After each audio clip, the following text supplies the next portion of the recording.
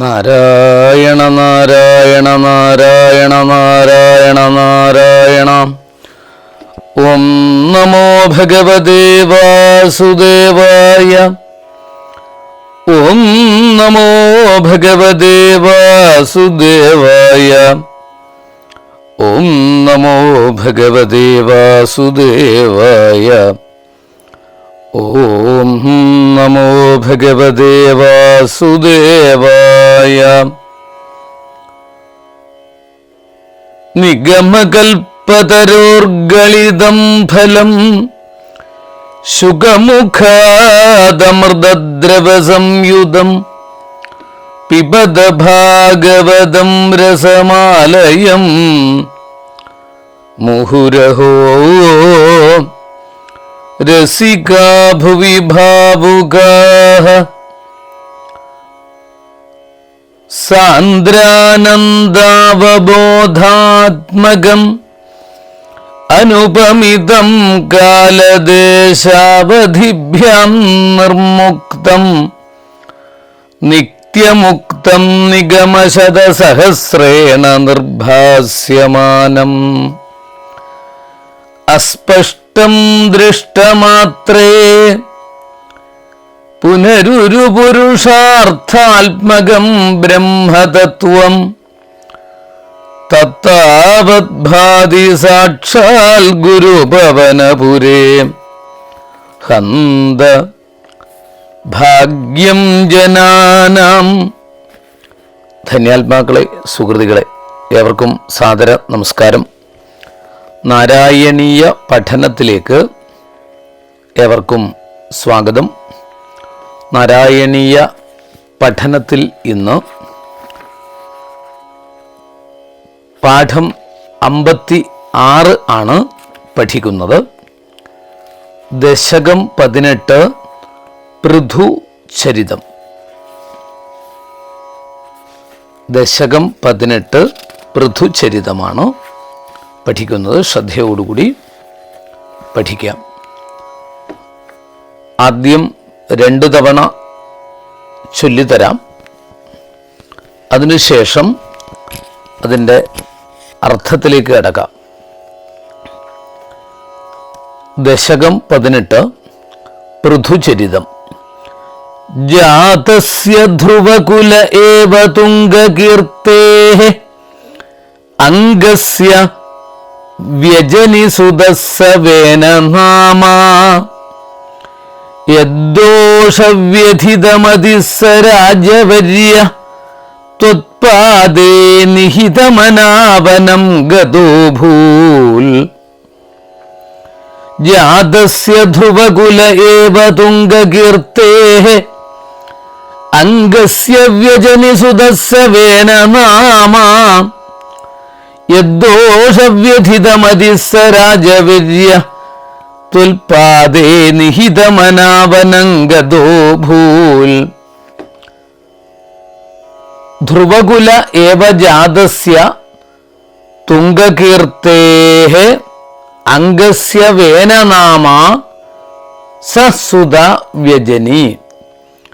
ധ്രുവകുല ഏവ ജാതസ്യ തുംഗകീർത്തേഃ അംഗസ്യ, ധ്രുവന്റെ തന്നെ കുലത്തിൽ പിറന്ന വളരെ പ്രസിദ്ധനായ അംഗരാജാവിന് വേനനാമാ സസുത വ്യജനി, വേനൻ എന്ന പേരിൽ അറിയപ്പെടുന്ന ആ മകനുണ്ടായി. തദ്ദോഷവ്യഥിതമതിസ്സ രാജവര്യത്വൽപാദേ നിഹിതമനാഹ. ഏതൊരു മകന്റെ ദോഷത്താൽ മനം നൊന്ത് ആ രാജശ്രേഷ്ഠൻ നിന്തിരുവടിയുടെ പാദങ്ങളിൽ സമർപ്പിച്ച് മനസ്സ് അർപ്പിച്ച് രാജ്യം കൈവിട്ട് വനംഗത അഭൂൽ, കാട്ടിലേക്ക് പോയി. ഇതാണ് ഈ ശ്ലോകത്തിൻ്റെ താല്പര്യം. അതായത് ദശകം 18 പറയുന്നത്, ധ്രുവന്റെ കുലത്തിൽ ജനിച്ചിരിക്കുന്ന അംഗൻ എന്ന പ്രസിദ്ധനായ രാജാവിന് വേനൻ എന്ന ഒരു മകൻ ജനിച്ചു. അതിനുശേഷം സ്വന്തം പുത്രന്റെ അധർമ്മപ്രവൃത്തികൾ മൂലം മനസ്സ് വിഷമിച്ച ആ രാജശ്രേഷ്ഠൻ തൻ്റെ രാജ്യത്തിൻ്റെയും പ്രജകളുടെയും ഭാവി നന്മയ്ക്ക് വേണ്ടിയിട്ട് ഭഗവത് പാതാരവിന്ദങ്ങളിൽ അടിയുറച്ച ഭക്തിയോടെ തപസ്സിനായിട്ട് രാജ്യം ഉപേക്ഷിച്ച് വനത്തെ പ്രാപിച്ചു. ശ്ലോകം 2.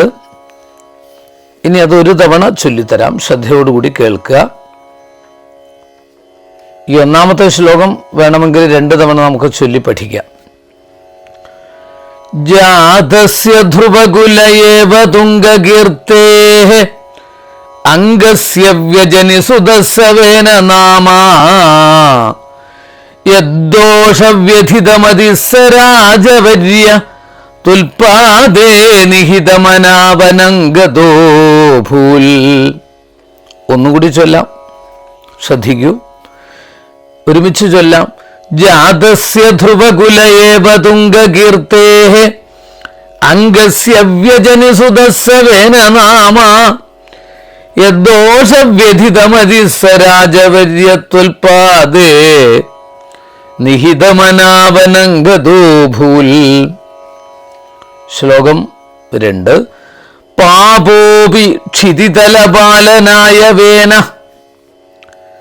പൗരാദ്യൈഃ ഉപനിഹിത കഠോരവീര്യ സർവേഭ്യോ നിജബലമേവ സംപ്രശംസൻ ഭൂചക്രേ തവ യജനാന്യയം നിരൗത്സീൽ. പാപ അപി കഠോര വീര്യ പാപോപി പാപ അപി കഠോര വീര്യ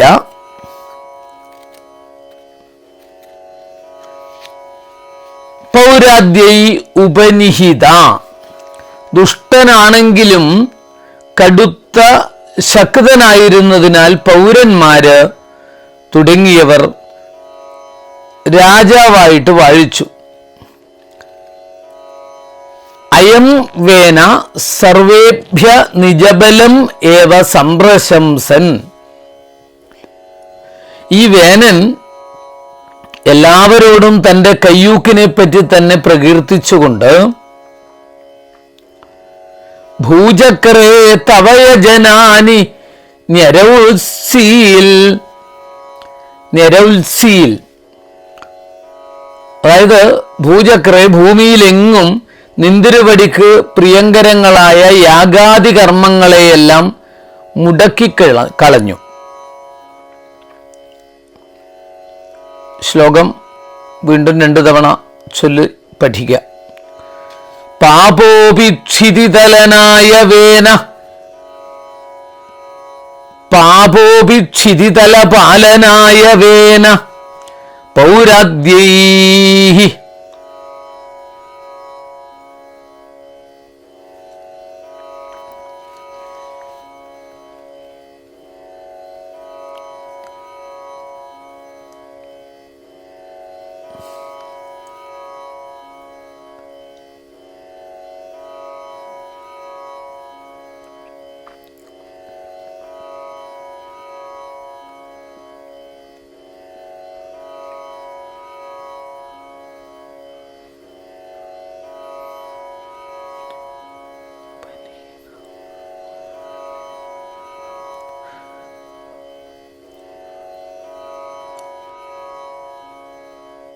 ശ്രദ്ധിക്കുക.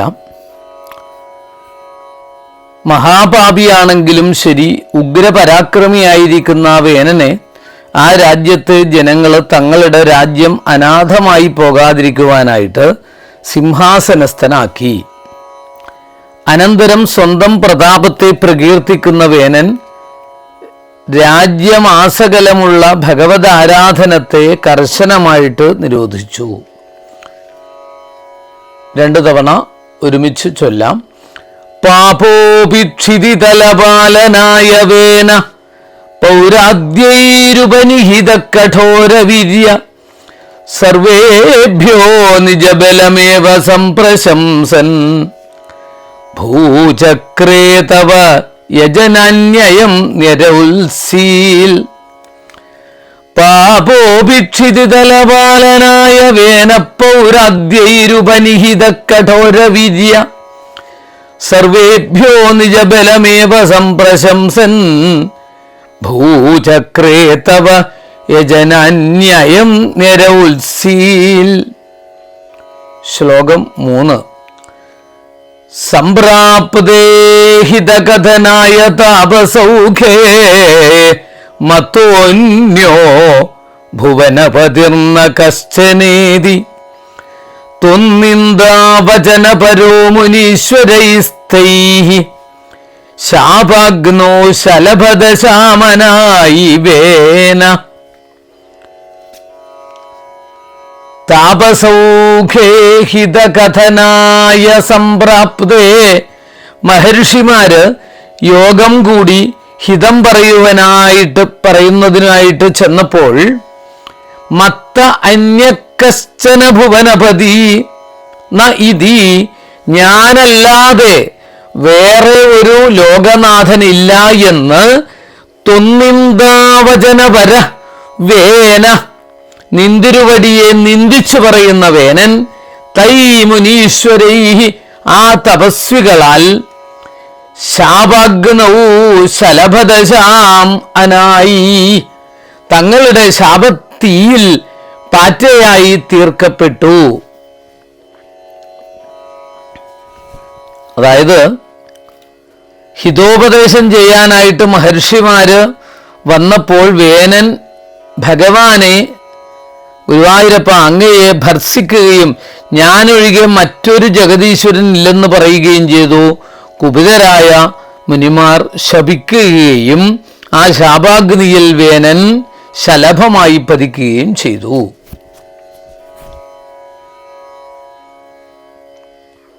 ശ്ലോകം 2 തവണ ഒരുമിച്ച് ചൊല്ലാം അല്ലേ? സംപ്രാപ്തേ ഹിതകഥനായ താപസൗഖേ മത്തോന്യോ ഭുവനപതിർന്ന കശ്ചനേതി ത്വന്നിന്ദാവചനപരോ മുനീശ്വരൈസ്തൈഃ ശാപാഗ്നോ ശലഭദശാമനായി വേന. ശ്രദ്ധിക്കൂ. സംപ്രാപ്തേ ഹിതകഥനായ താപസൗഖേ മത്തോന്യോ ഭുവനപതിർന്ന കശ്ചനേതി ത്വന്നിന്ദാവചനപരോ മുനീശ്വരൈസ്തൈഃ ശാപാഗ്നൗ ശലഭദശാമനായി വേന. അടുത്ത ശ്ലോകം 4.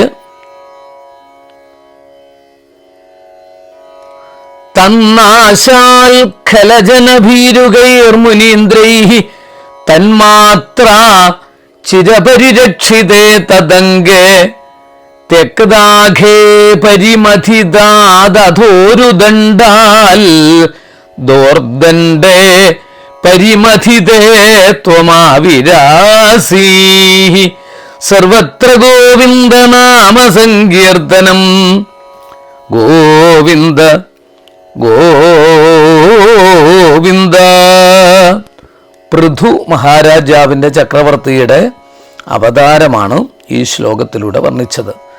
തന്നാശാൽ ഖലജനഭീരുകൈ മുനീന്ദ്രൈഹി, ബലവാനായ വേനൻ മരിച്ചപ്പോൾ ദുഷ്ടന്മാരെ ഭയപ്പെടുന്ന മഹർഷിമാര് തന്മാത്രാ ചിരപരിരക്ഷിതേ തദംഗേ, അമ്മയായ സുനീത നശിക്കാതെ സൂക്ഷിച്ചു വച്ച ആ വേനന്റെ ശരീരത്തിൽ പരിമഥിതാൽ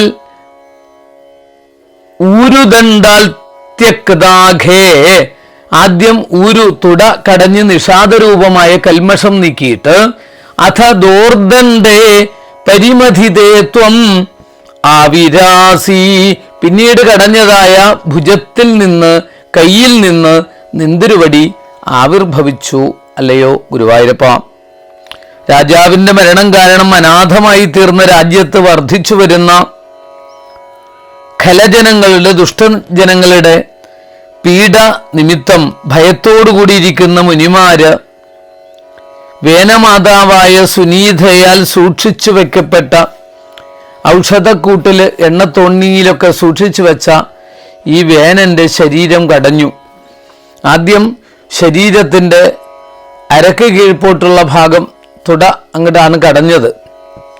അരക്ക് കീഴ്പോട്ട് അധർമ്മത്തിൻ്റെ സ്ഥാനമാണ്. അതിൽ നിന്നും കറുത്തിരുണ്ടൊരു സ്വരൂപം, കറുത്ത ചുരുണ്ട മുടിയോടുകൂടി, പതിഞ്ഞ മൂക്കോടുകൂടി, മലർന്ന ചുണ്ടോടുകൂടി ഒരു പ്രത്യേക കറുത്തിരുണ്ട സ്വരൂപം പുറത്തേക്ക് വന്നു. ഉച്ചത്തിൽ ആ സ്വരൂപം ബഹളം വെക്കുമ്പോൾ നിഷീത ഇരിക്കൂ എന്ന് പറഞ്ഞു. അങ്ങനെ അവർ നിഷാദന്മാരായിട്ട് തീരുന്നു, കാട്ടാളന്മാരായിട്ട് അവർ പോയി. പിന്നീട് ആ കൈകൾ കടഞ്ഞപ്പോൾ ബാഹുഭ്യാം മധ്യമാനാഭ്യാം മിഥുനം സമപദ്യത.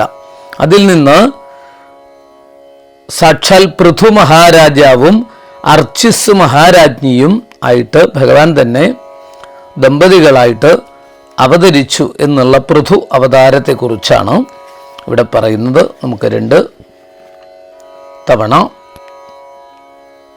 ഈ ശ്ലോകം ചൊല്ലി ഒരുമിച്ച് പഠിക്കാം. തന്നാശാൽ ഖലജനഭീരുഗൈർമുനീന്ദ്രൈഃ തന്മാത്രാപ്ചിരപരിരക്ഷിതേ തദംഗേ ത്യക്താഖേ പരിമഥിതാരഥോരുദണ്ഡൽ ദോർദണ്ഡേ പരിമഥിതേ ത്വമാവിരാസീഃ. തന്നാശാൽ ഖലജനഭീരുഗൈർമുനീന്ദ്രൈഃ തന്മാത്രാചിരപരിരക്ഷിതേ തദംഗേ ത്യക്താഖേ പരിമഥിതാരഥോരുദണ്ഡൽ ദോർദണ്ഡേ പരിമഥിതേ ത്വം ആവിരാസീഃ. ഹരേ നാരായണ. ശ്ലോകം 5. വിഖ്യാത പൃഥുരിതി താപസോപദിഷ്ടൈഃ സൂതാദ്യൈ പരിണുത ഭാവി ഭൂരിവീര്യ വേനാർത്യ കബളിത സമ്പദം ധരിത്രീം ആക്രാന്താം നിജധനുഷാ സമാമകാർഷീഃ. പൃഥു ഇതി വിഖ്യാത ത്വം താപസോപദിഷ്ടൈഃ സൂതാദ്യൈ പരിണുത ഭാവി ഭൂരിവീര്യ. പൃഥു എന്ന വിശ്രുതനായ നിന്ദുരുവടി ഭഗവാൻ താപസന്മാർ ഉപദേശിച്ചതനുസരിച്ച് സൂതാദികളാൽ ഭാവിയിൽ പരാക്രമശാലിയാകുമെന്ന് പാടി പുകഴ്ത്തപ്പെട്ടവനായിട്ട് വേനാർത്യ കബളിത സമ്പദം ധരിത്രിം വേനന്റെ പീഡകളാൽ സമ്പത്തെല്ലാം ഉള്ളിലേക്ക് വലിച്ചു കളഞ്ഞ ഭൂമിയെ ആക്രാന്താം നിജധനുഷാ സമാം അകാർഷീഃ. പരാക്രമം കൊണ്ട് നിലയ്ക്ക് നിർത്തി വില്ലിന്റെ അറ്റം കൊണ്ട് നിരപ്പാക്കി ചെയ്തു. ഭൂമിയുടെ സർവസമ്പന്നത വിശദമാക്കുകയാണ് ഇവിടെ. അതായത് ശ്ലോകം 5 കാണിച്ചു തരുന്നത് പൃഥു എന്ന് പ്രസിദ്ധനായ, അല്ലയോ ഗുരുവായൂരപ്പ, അങ്ങ് താപസന്മാരിൽ ഉപദേശിക്കപ്പെട്ട സൂത മാഗധവന്തികളാകുന്ന സ്തുതിപാഠകന്മാരാൽ സ്തോത്രം ചെയ്യപ്പെട്ടു.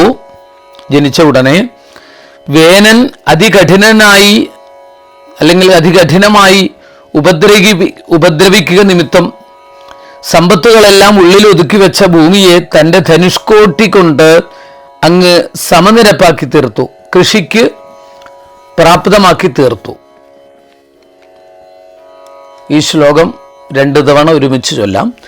വിഖ്യാത പൃഥുരിതി താപസോപദിഷ്ടൈഃ സൂതാദ്യൈ പരിണുത ഭാവി ഭൂരിവീര്യ വേനാർത്യാ കബളിത സമ്പദം ധരിത്രീം ആക്രാന്താം നിജധനുഷാ സമാമകാർഷീഃ. വിഖ്യാത പൃഥുരിതി താപസോപദിഷ്ടൈഃ സൂതാദ്യൈ പരിണുത ഭാവി ഭൂരിവീര്യ വേനാർത്യാ കബളിത സമ്പദം ധരിത്രീമാക്രാന്താം നിജധനുഷാ സമാമകാർഷീഃ. ശ്ലോകം 6. ഭൂയസ്താം നിജകുലമുഖ്യവത്സയുക്തൈർദേവാദ്യൈഃ സമുചിതചാരുഭാജനേഷു അന്നാദീന്യഭിലഷിതാനി താനി താനി സ്വച്ഛന്ദം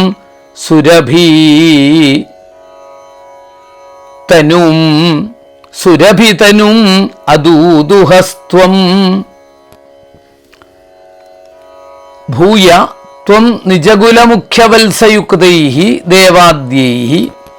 പിന്നീട് നിന്തിരുവടി അതതു വംശപ്രധാനന്മാരെ പൈക്കിടങ്ങളാക്കിയ ദേവന്മാർ തുടങ്ങിയ സകലർക്കും സമുചിതചാരുഭാജനേഷു യോജിച്ച വിശിഷ്ട പാത്രങ്ങളിൽ അഭിലഷതാനി താനി താനി അന്നാദീനി ഇഷ്ടമുള്ള അതത് ആഹാര വസ്തുക്കൾ തുടങ്ങിയവ സുരഭിതനും താം സ്വച്ഛന്ദം അദൂദുഹ പശുരൂപിണിയായ ആ ഭൂമിദേവിയിൽ നിന്ന് യഥേഷ്ടം കറന്നെടുക്കുവാൻ സൗകര്യമുണ്ടാക്കി.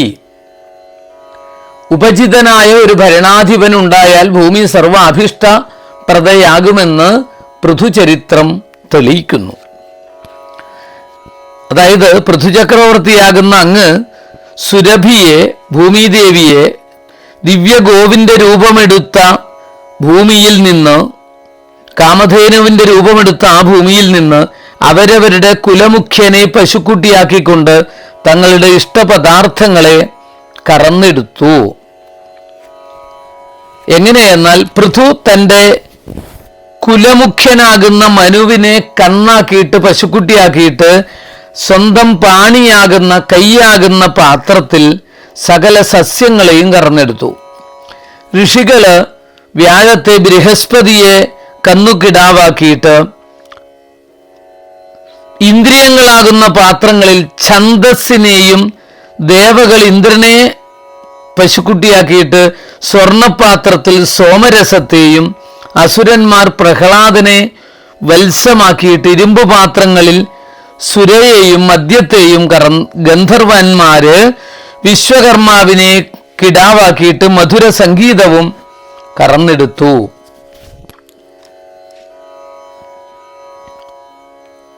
രണ്ടു തവണ ഈ ശ്ലോകം ഒരുമിച്ച് ചൊല്ലാം.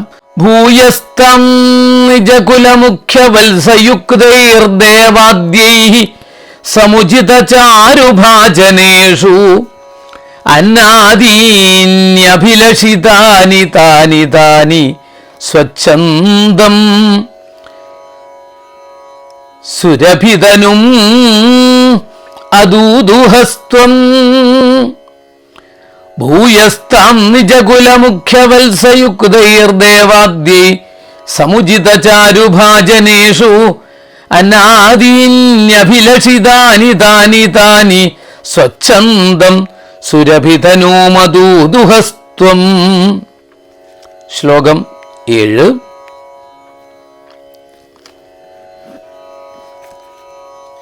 ആത്മാനം യജതി മഖൈസ്ത്വയി ത്രിധാമന്നാരബ്ധേ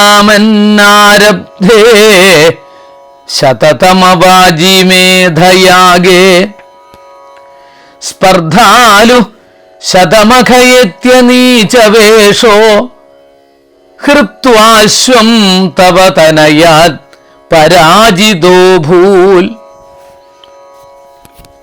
ഹേ ത്രിധാമൻ, ത്വയി മഖൈഹി ആത്മാനം യജതി സതി, മൂന്നു ലോകത്തിലും നിറഞ്ഞു വിളങ്ങുന്ന ഭഗവാനെ, നിന്തിരുവടി യാഗങ്ങളെ കൊണ്ടു തന്നെ തന്നെ യജിക്കുന്ന കാലത്ത്, അതായത് ഭഗവാൻ തന്നെ അവതരിച്ചിരിക്കുന്ന പൃഥുചക്രവർത്തി യാഗങ്ങളെ കൊണ്ട് യജിക്കുന്നുണ്ടെങ്കിൽ അത് തന്നെ തന്നെയാണെന്ന് വ്യക്തമാക്കുന്നു. സ്പർധാലു ശതമഖ നീചവേഷ ഏത്യ, അസൂയാലുവായ ശതമഖൻ 100 അശ്വമേധം നടത്തിയ ഇന്ദ്രൻ നീച പാഖണ്ഡ വേഷം കൈക്കൊണ്ടുവന്ന്, നീചവേഷം കൈക്കൊണ്ടുവന്ന് അശ്വം ഹൃത്വ തവതനയാൽ പരാജിത അഭൂൽ, കുതിരയെ യാഗപശുവിനെ കവർന്നിട്ട് അവിടുത്തെ പുത്രനാൽ തോൽപ്പിക്കപ്പെട്ടവനായി. ശതമഖ എന്ന് ഇന്ദ്രന് പേര്. 100 അശ്വമേധം നടത്തിയവൻ ഇന്ദ്രൻ. അസൂയയ്ക്കുള്ള കാരണം ഈ വിശേഷണം കൊണ്ട് കാണിച്ചിരിക്കുന്നു. ആരെങ്കിലും 100 യാഗങ്ങൾ നടത്തിയാൽ ഇന്ദ്രന്റെ സ്ഥാനം പോകും എന്നർത്ഥം.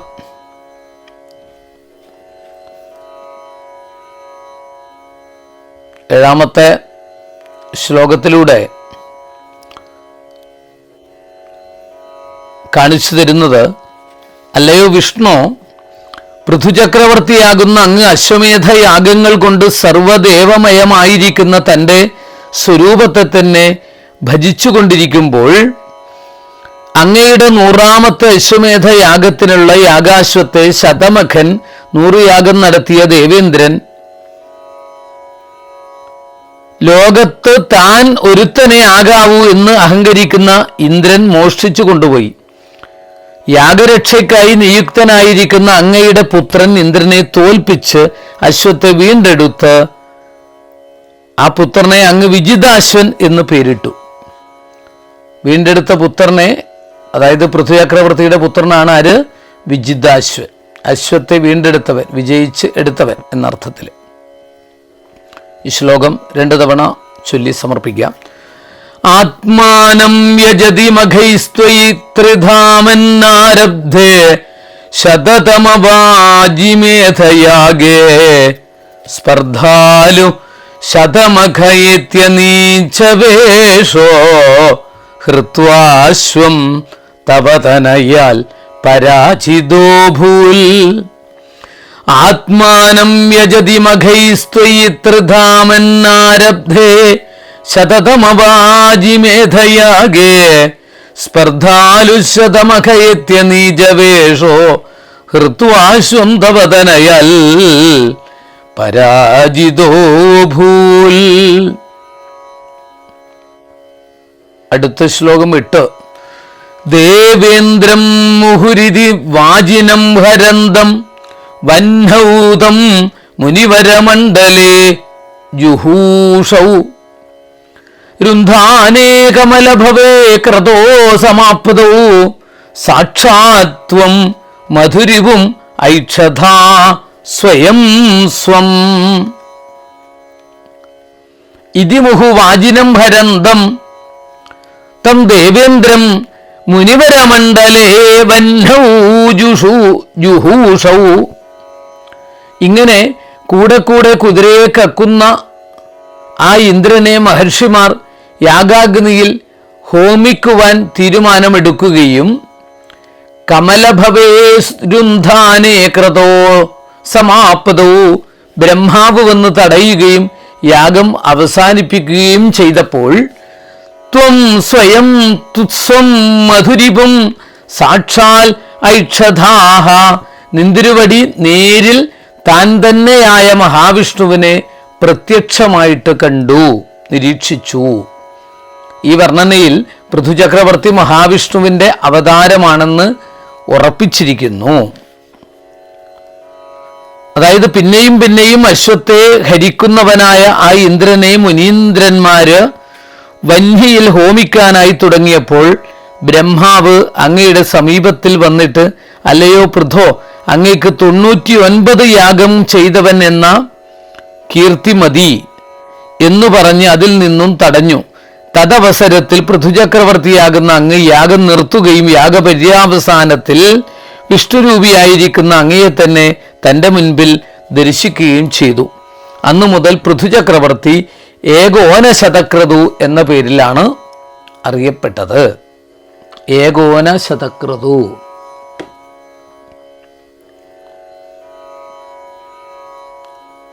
ഈ ശ്ലോകം 8ാമത്തേതാണ്. 2 തവണ പെട്ടെന്ന് ചൊല്ലി സമർപ്പിക്കാം.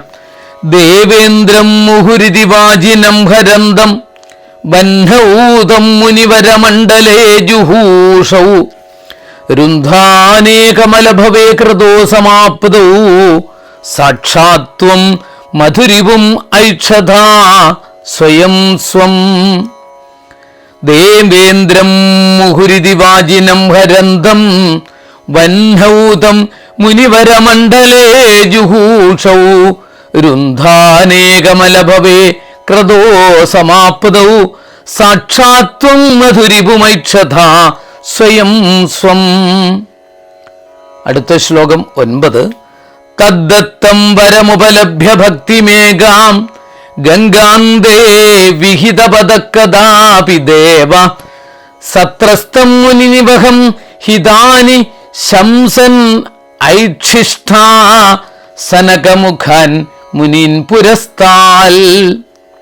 ഹേ ദേവ, തദ്ദത്തം ഏകാം ഭക്തിം വരം ഉപലഭ്യ. അല്ലയോ ദേവ, വിഷ്ണു ഭഗവാൻ കൊടുത്ത ദൃഢഭക്തിയാകുന്ന വരം കിട്ടിയിട്ട് കഥാപി ഗംഗാന്തേ വിഹിതപദത്വം, ഒരിക്കൽ ഗംഗാതീരത്തിൽ ഇരുപ്പുറപ്പിച്ച അവിടുന്ന് സത്രസ്തം മുനിനിവഹം ഹിതാനി ശംസൻ, സത്രത്തിൽ വന്നിരിക്കുന്ന മുനിമാർക്ക് ധർമ്മോപദേശം ചെയ്യുന്ന സമയം പുരസ്താൽ സനകമുഖൻ മുനീൻ ഐക്ഷിഷ്ഠാഹ, തൻ്റെ മുൻപിൽ സനകാദികളായ ദിവ്യമുനികളെ കാണുവാനിടയായി. അവതാരമൂർത്തിയായ ഭഗവാൻ സ്വയം കർമാനുഷ്ഠാനം ചെയ്തു മറ്റുള്ളവർക്ക് മാതൃക കാട്ടിക്കൊടുക്കുന്നു. പൃഥുചക്രവർത്തിയായ അങ്ങ് ഭഗവാങ്കലുള്ള ഭക്തി മാത്രമാണ് വിഷ്ണുവിൽ നിന്നും വരമായി വാങ്ങിയത്. ഒരിക്കൽ ഗംഗാനദീ തീരത്ത് വെച്ച് നടത്തിയ 100 ദിവസം നീണ്ടു നിൽക്കുന്ന സത്രയാഗത്തിൽ സംബന്ധിച്ച മുനികൾക്ക് ഹിതോപദേശം ചെയ്തുകൊണ്ടിരിക്കെ പുരോഭാഗത്തായി സനകാദി മുനികളെ കാണാനിടയായി. ശ്ലോകം 2 തവണ ചൊല്ലി സമർപ്പിക്കാം. തദ്ദത്തം വരമുപലഭ്യ ഭക്തിമേകാം ഗംഗാന്തേ വിഹിതപദക്കദാപി ദേവ സത്രസ്തം മുനിനിവഹം ഹിതാനി ശംസൻ ഐക്ഷിഷ്ഠാ സനകമുഖൻ മുനീൻ പുരസ്താൽ. തദ്ദത്തം വരമുപലഭ്യ ഭക്തിമേകാം ഗംഗാന്തേ വിഹിതപദക്കദാപി ദേവ സത്രസ്തം മുനിനിവഹം ഹിതാനി ശംസൻ ഐക്ഷിഷ്ഠാ സനകമുഖൻ മുനീൻ പുരസ്താൽ. ശ്ലോകം 10. അവതാരമൂർത്തിയായ ഭഗവാൻ സ്വയം കർമാനുഷ്ഠാനം ചെയ്ത് മറ്റുള്ളവർക്ക് മാതൃക കാണിച്ചു കൊടുത്തു.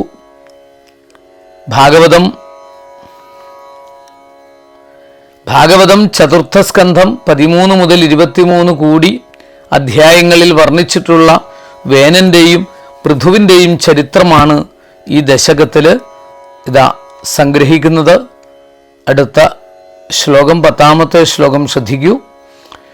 വിജ്ഞാനം സനകമുഖോദിതം ദധാന സ്വാത്മാനം സ്വയമഗമോ വനാന്തസേവി തത്താദൃക് പൃഥുവപുരീശ സത്വരം മേ രോഗൗഘം പ്രശമയ വാതഗേഹവാസിൻ.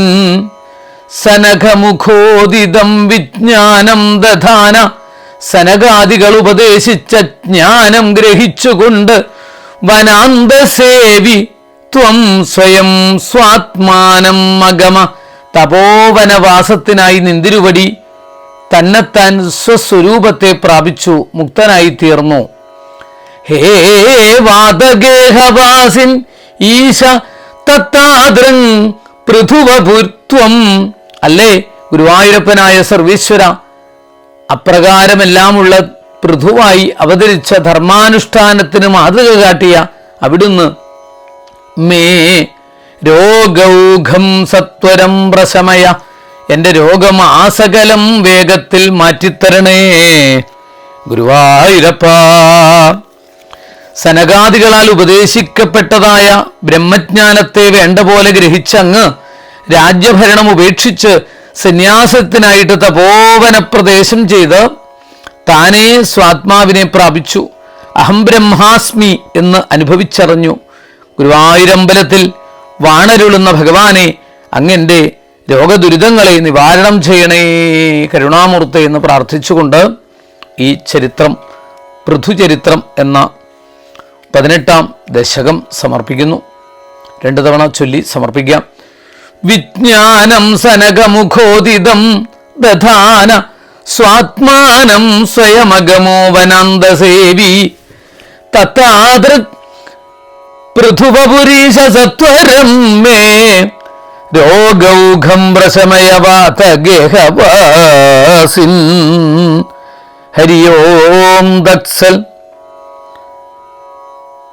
അഗ്രേ പശ്യാമി തേജോ നിബിഡതരകളായാവലീലോഭനീയം പീയൂഷാപ്ലാവിദോഹം തദനു തതുദരേ ദിവ്യകൈശോരവേഷം താരുണ്യാരംഭരമ്യം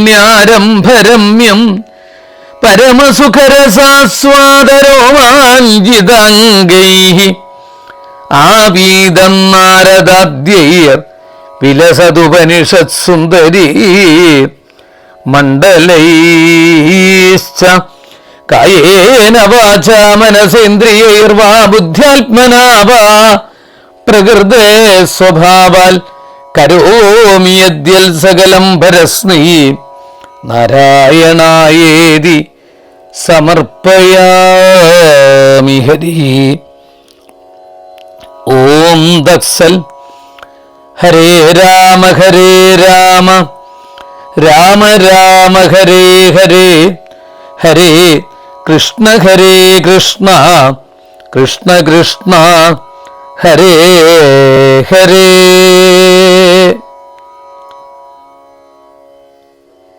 ഈ 18ാമത്തെ ദശകം ഇവിടെ സമർപ്പിക്കുന്നു. 19ാമത്തെ ദശകം പ്രജേതസ്സുകളുടെ കഥ. അടുത്ത പാഠം ലൈവായിട്ട് ഇന്ന് സന്ധ്യയ്ക്ക് 7 മണിക്ക് നമുക്ക് നേരിട്ട് പഠിക്കാനുള്ള അവസരമുണ്ടാകും. എല്ലാവരും ആ സമയത്ത് നേരിട്ട് ഗുരുമുഖത്തിലൂടെ പഠിക്കാനുള്ള അവസരം പ്രയോജനപ്പെടുത്തുക. ഏവർക്കും ശ്രീ ഗുരുവായൂരപ്പൻ്റെ അനുഗ്രഹം ഉണ്ടാവട്ടെ എന്ന് പ്രാർത്ഥിക്കുന്നു. ഹരി ഓം. നമസ്കാരം.